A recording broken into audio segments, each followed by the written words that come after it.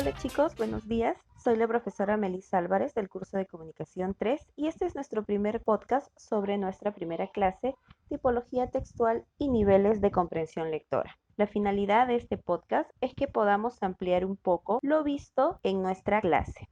Así que empezamos. En nuestra clase arrancábamos con la definición de texto. ¿Qué cosa es un texto? Partamos por una definición etimológica. Texto proviene de un etimo griego textus y este significa tejido, enlazado, entramado. ¿Por qué? Porque nuestro texto, todas las ideas que aparecen en él guardan una relación temática, es decir, las ideas nos hablan sobre un mismo tema y ese tema se puede evidenciar y encontrar fácilmente en las ideas que forman nuestro texto.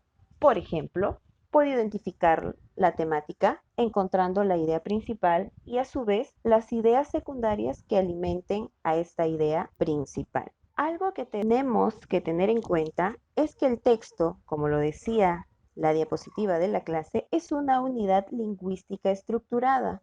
¿Por qué? Porque está estructurada bajo una intención comunicativa y determinada en un contexto específico. ¿Quién determina la situación y el contexto? Pues algunos elementos de la comunicación, como por ejemplo el emisor y el contexto propiamente dicho, ya que el emisor va a decidir qué mensaje va a brindar y qué información va a estar dentro de ese mensaje, y ese mensaje va a estar supeditado al contexto o a la situación comunicativa.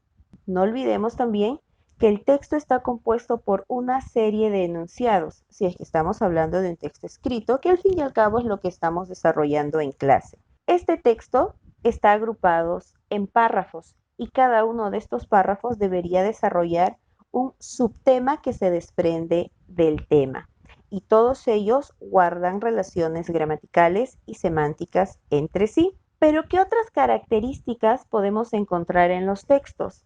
Estas características forman parte de las tres propiedades textuales, por ejemplo, coherencia, cohesión y adecuación.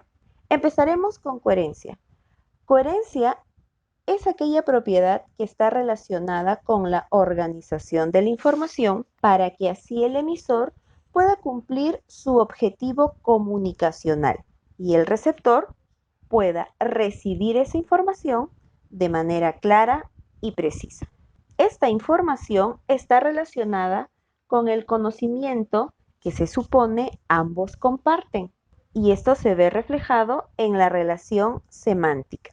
Otro aspecto es que la coherencia evitaría que la persona quien habla o redacte un texto evite aspectos como por ejemplo el de la repetición, es decir, que no utilice de manera constante elementos, términos o vocablos que se vean de manera constante en el texto, ya que esto puede evidenciar o reflejar pobreza lexical. Otro elemento que debe cumplir todo texto coherente es la existencia de la relación, lo cual significa que cada punto tratado dentro del texto debe estar íntimamente relacionado o vinculado al tema central del texto. Y eso lo vamos a ver en la progresión temática, lo cual significa que toda la información que conforma nuestro texto está relacionada a la temática, al tema y es relevante con respecto a ello.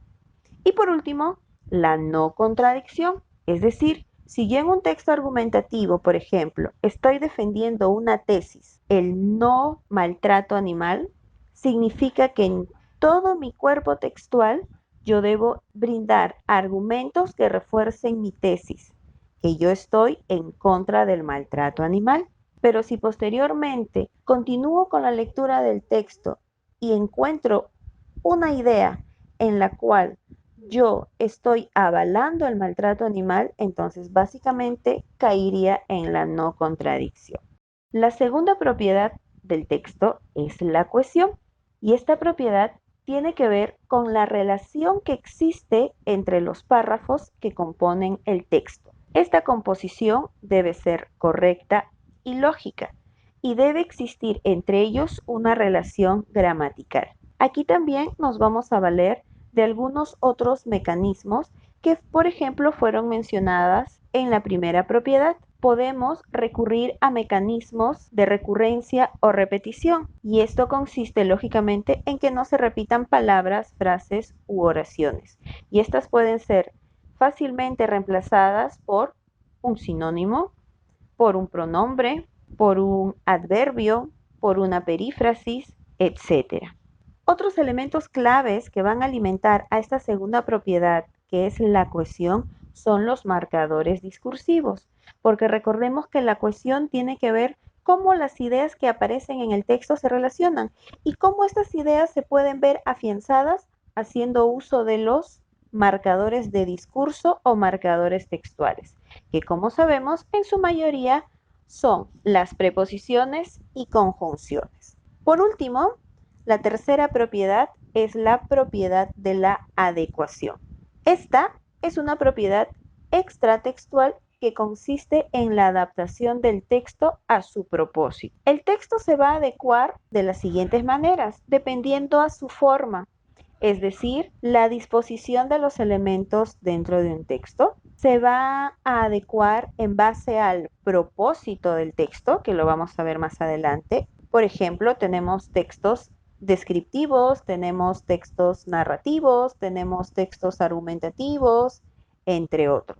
También el texto se va a adecuar en base al registro, y este registro hace referencia a la relación que existe entre el emisor y el receptor. Por ejemplo, en registro necesariamente tendríamos que mencionar a los niveles del habla, culto, coloquial y vulgar, y estos están supeditados a la relación que nosotros mantengamos con nuestro interlocutor. Por ejemplo, si hablamos entre amigos por redes sociales o de manera presencial, solemos utilizar términos muy familiares y alguna que otra jerga o grosería en algunos casos. Pero si quisiéramos dirigirnos hacia nuestro jefe, donde existe una jerarquía de por medio, o a un profesor, es poco probable que utilicemos estos elementos muy familiares, sino que nos vamos a dirigir con un poco más de respeto y las palabras que vamos a utilizar van a variar. Hasta este punto estaríamos aclarando lo visto en clase, definición de texto y propiedades textuales. Los espero en el segundo podcast.